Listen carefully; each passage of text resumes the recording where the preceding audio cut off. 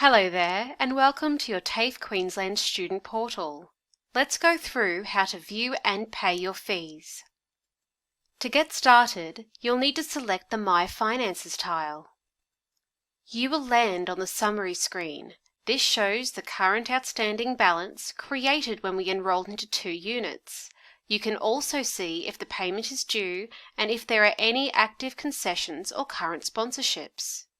If you have a current concession and aren't sure if it applied to your fee, please contact us for assistance.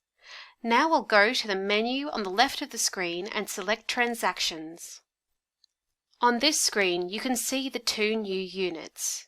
They are labelled as unpaid at the moment and list the amount owing for each.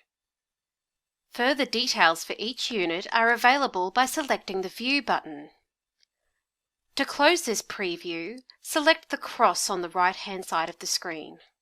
This also shows the Make a General Payment button, which we'll select now. A window pops up that asks for the amount to pay. We'll pay the full amount of $92 today, but we can make several smaller payments before the due date if required. If you are unable to make full payment before the due date, please contact us for assistance.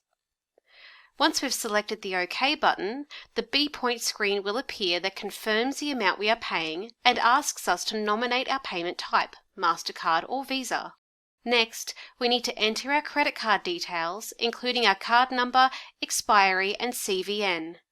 Once we have that entered, we can select the button to make the payment. After the payment has processed, a confirmation will appear. A receipt will be emailed out to you and the fee payment will show in your student portal. You can check this later by selecting View Outstanding Transactions. Here you will see what is awaiting payment and what has already been paid.